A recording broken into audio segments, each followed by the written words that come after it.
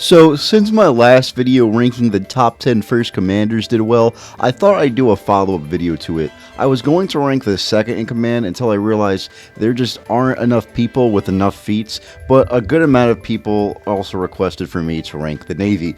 Obviously, I am known as one of the biggest Admiral advocates, and this is also a video that will be very fun for me to make. What's up guys, my name is Verdix. You guys see the title and thumbnail, Top 10 Marines ranked from weakest to strongest. If you like videos like this, go ahead and hit that sub button. I put out quality content like this weekly, you won't want to miss. Real quickly, characters like Kong, Kizaru, Bogart, and pretty much most of the Vice Admirals are unscalable. If you want to think Kong is secretly insanely strong, then go ahead and put him at number 1, and that's the vid for you. I hope you enjoyed.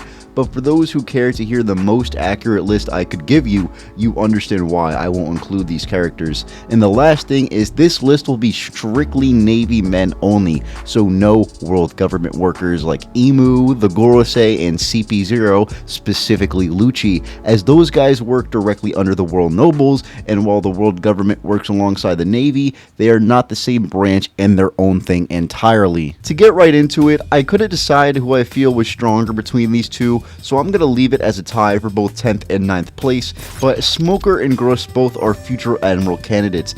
Obviously not with the strength they are at now, but later on when their strength progresses, they might be, as Smoker has been growing it in the back of the story for a very long time now, having one of the more underrated devil fruits in my opinion, gaining Haki and being one of the most badass designed characters in the series. He is definitely someone Oda is going to give a good future to, and I am pretty curious about what his awakenings would look like. He is a Logia, and when the Logia awakenings get revealed, he could be included into this. We saw how much stronger Lucci became after unlocking his awakening, so saying this for Smoker isn't too crazy to say. Well, as for Grus, he is a newer character introduced into the series, seems to be there honestly to pull some weight Helmeppo cannot handle, such as competing with Koby for Admiral candidate as his rival. Even when Koby isn't there, he seems to be leader of Sword. He has the Clay fruit, which is an unknown devil fruit type that he has used to create golems that help him take on multiple fodder Blackbeard pirates in Hashinosu, as well as stop the debris falling onto them. And since we don't know what type of devil fruit Grus has, what I said earlier for Smoker could apply to Grus here, especially if it is a Logia. He also is stated to have both Armament and Observation Haki, which just like the rest of his abilities will grow in due time.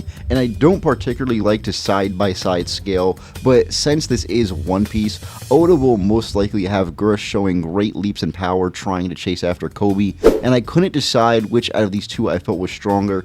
If we went off the feats they have last shown, then yes, Grus would be higher, but we know that Smoker is constantly growing somewhere in the background, so I'll leave it as a tie and let you guys decide of which one is stronger. Speaking of Koby, up next at number 8 is the future Admiral himself. If you watched my Koby video, then you know I have high stock in this guy's future. He is practically stated to end up a future Admiral. Oda has always had a big plan for him since the very beginning of the story, and with the feat shown at Hachinosu, he has never stopped showing amazing growth. As it attempts to save the rest of Sword, he locked in to create a devastating attack on Pizarro known as Honesty Impact that destroyed more than just his arm, but the center of it as well. This was a feat that not only showed insane outputs of strength Koby can produce, but it also shows he has one of either Rio Advanced Armament Haki or ACOG Advanced Conqueror's Haki. I don't think it is Conqueror's Haki, as I believe that Koby will obtain it, but in a different setting. Now it is most likely this was Rio, but is still at an incredible level of Haki that would, unless I see something that shows me to believe otherwise, would one-shot both either Smoker and Grus.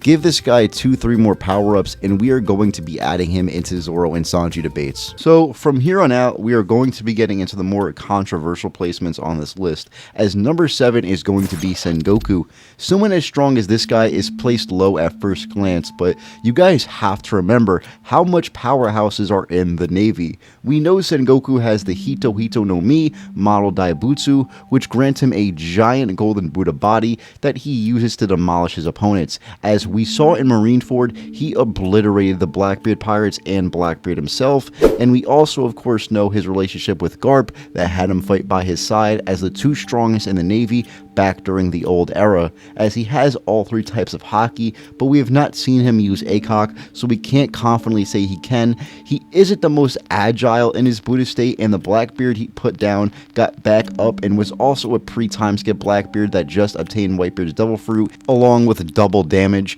and we see that old characters in One Piece have stamina problems, and it's most likely that Sengoku follows in line with that. Obviously, I don't have to explain how Sengoku would defeat the 3 previous mentioned on this list, but what's going to have to be discussed is how he loses to the people above him. The first one to mention is Fujitora. This guy is one of the more liked admirals in the community, but also one of the more respected in strength amongst the verse, as he of course is a Navy admiral that displayed unparalleled strength at Dressrosa, as nobody on the island could fuck with him, and he can easily subdue most of the opponents he faces with his gravity manipulation, as he can immobilize fighters and drop multiple country-destroying meteors on them with ease.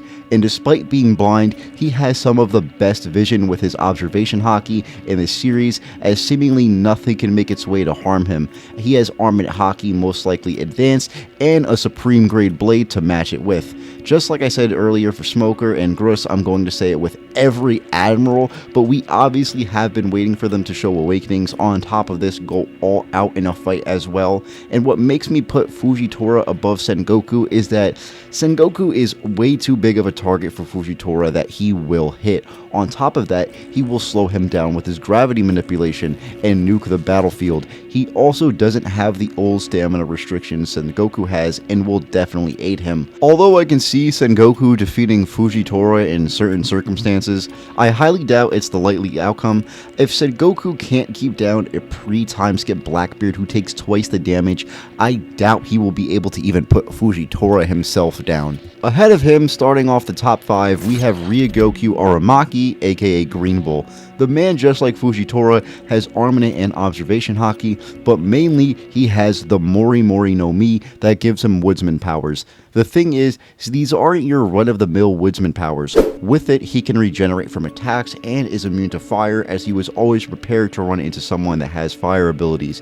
He also can turn into a giant tree form that he can dominate Yamato, Momonosuke, and the Scabbards with. This is most likely just his first transformation, and most definitely we will be seeing some sort of hybrid forms come out of Greenbull. His endurance is also very good, as he is able to tank advanced Conqueror's Haki infused attacks from Yamato that she was able to go toe-to-toe against Kaido with. We also saw beforehand he went up against King and Queen, who despite being defeated had a week to recover and their Zoan abilities that helped them recover even faster, in which Greenbull defined what a no difficulty fight is against them, as he destroys Queen with his roots and demolishes King in hand-to-hand combat before draining him too of his energy. The reason I have him above Fujitora and Sengoku is because he could easily drain Sengoku of his stamina like he did with King and Queen, which Sengoku has a stamina problem. Another thing is, like I said, if Sengoku couldn't keep a double damaging taking pre-time skip Blackbeard down, he wouldn't be able to do this with Greenbull, who is tanking ACOG attacks. As for Fujitora, Greenbull actually did battle against him, where we see he injured him while Greenbull was perfectly fine and went right over to Wano to fight a Yonko crew in his alliance. And obviously Shanks showed up, but if you have watched my Stop Disrespecting Greenbull video, great video, go watch it by the way, we see how the disrespect Greenbull gets for running away from Wano is completely unjust, as this would require him having to take on an already established Yonko crew with the red-haired pirates alongside a newly appointed Yonko crew with their alliance. The guy is pretty cracked and most definitely will defeat you by straight up draining your energy he can use to restore his, alongside him being able to regenerate from any attack. This guy is a hacks demon that deserves respect, putting him at the number 5 spot on this list. Now, up next at number 4, we have the hero of the Marines in Monkey D. Garp. I know that there are some people out there who probably had this guy at number 1 or at least a bit higher, but I have my reasons we will get into with the top 3. But 4th strongest amongst the Navy isn't a bad thing. In fact, it's quite the accomplishment, as yes, there was a time where Garp was number 1 and even stronger than he was now. His old age has showed decrease in his strength and other stats, especially his stamina. Despite this though, he is still a one-man army that you need multiple men to put down. Not just this, but you're going to have to survive attacks from him that he uses to blast his opponents away with. We of course know that he doesn't have any devil fruit or special lineage, but what he does have is top tier haki. He of course has all 3 types of haki, but in the advanced stages. His Conqueror's haki was what he used to help him fight against guys like Roger and Whitebeard in his prime, and even today he could take down mostly anyone in the verse.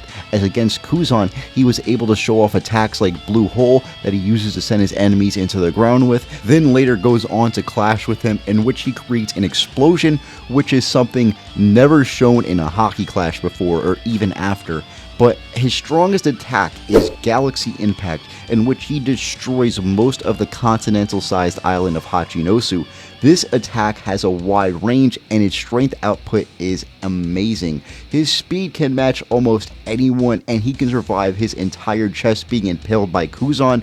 The guy is an absolute unit of a man that is almost impossible to defeat. But starting off the top 3, we have big business Borsalino Kizaru. The Man of Light has recently become one of the more controversial characters in terms of power scaling.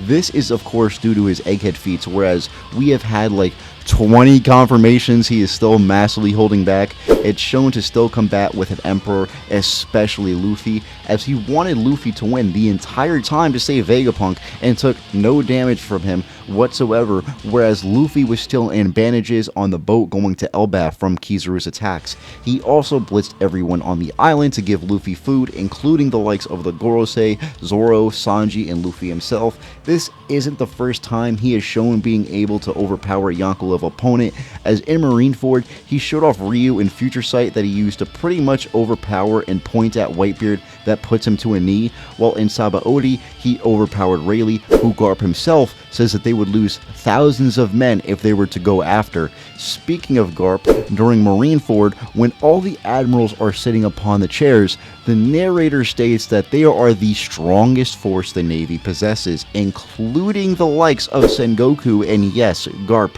This isn't a statement coming from a character that can be taken as a hyperbole. This is a narrator statement and Oda telling us they are directly above Garp and Sengoku. And just so I don't have to see this in the comments, yes, I'm aware that Garp turned down the position of Admiral. This doesn't change the fact that these 3 men are verbatim stated to be the strongest in the Navy.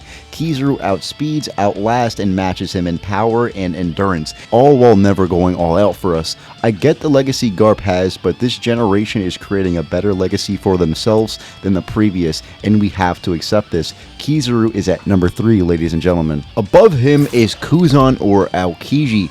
The man may not currently be in the Navy, but we of course can't forget about him, and neither will the Navy themselves. Also, I need an extra character to use that's talk-worthy. But Kuzan is of course one of the OG 3 admirals on this list that is stated to be directly above Garp and Sengoku in terms of strength. He even fought against and defeated Garp in battle on Hachinosu, while mentally nerfed, which Garp himself even points out. Not only does he have potential advanced Conqueror's haki, he does have Rio and Future Sight to fight with, alongside physical strength that is equal to Garp's. He does all this while adding on his ice to amplify his attacks that he dishes out. He can freeze his opponents entirely down to the core, and since his Devil Fruit is not ice but the cold fruit, where he can control the temperature of everything around him, and with Ice Age he can freeze an entire ocean for days on end and even freeze people for a desired amount of time if he chooses to. His speed is able to combat Garp's and is able to hinder his limbs getting blown off from Akainu of all people.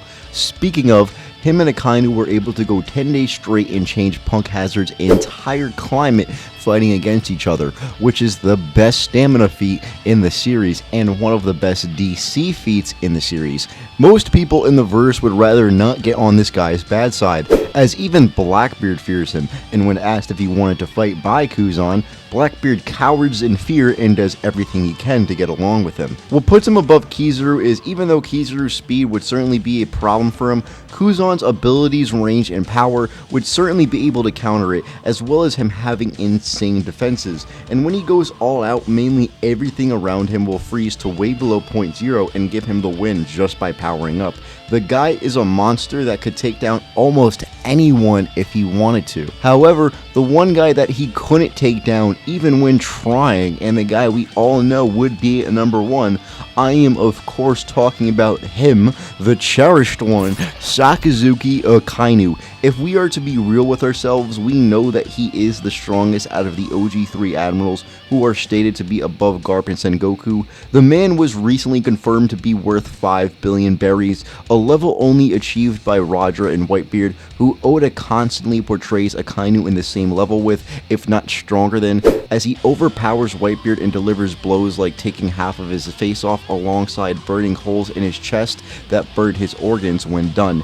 Even with a supreme grade blade, hockey, and quake bubbles, Akainu was able to stop this massive attack with just one foot with his hands in his pockets. Even Akainu's endurance is insane, as when Whitebeard, who apparently keeps his prime strength, gains a rage amp when attacking Akainu, he immediately catches himself, burns a hole behind, and takes on the entire Whitebeard fleet. When he is back up, he is shown only bleeding and was ready to take on the red-haired pirates if not for Sengoku stopping the war. These aren't just crazy things being said by me, as even Oda would agree, as he states Akainu to have the strongest attack power in the series, alongside giving him the best stamina and some of the best endurance in the series. Oda even says Akainu is the strongest man the Navy has ever seen. There really is no better answer to who's number one than Akainu. I mean, he's even claimed him to be the most handsome in the verse while stating he cherishes him. Like, what author even says that about someone in a series? When you get hit by his attacks, you are losing either parts of your body or your whole entire life. Mind you, we have not yet seen Akainu go all out yet, as when he does, it is even worse than when Kuzan does, as everyone and thing in sight will burn to ashes. It's pretty difficult to even get near this guy, and he could get amped even more by Oda most likely in the future, giving him advanced Conqueror's Haki, as just like both Kuzan and Kizaru, he has both Ryu and Future Sight that he uses to defeat his opponents. The man is an insanely capable fighter that eclipses everyone on this list, and maybe even in all of the verse. There you have it, guys. Do you agree? Let me know in the comments. I hope you enjoyed. If you did, hit that subscribe button and leave a like. It really helps with the algorithm. Shout out to Tiberius for the thumbnail. If you would like some of your own, hit him up on Twitter, link in the description. Check out my Twitter as well, @verdicts_, for more of my takes. And without further ado, you guys can get out of here.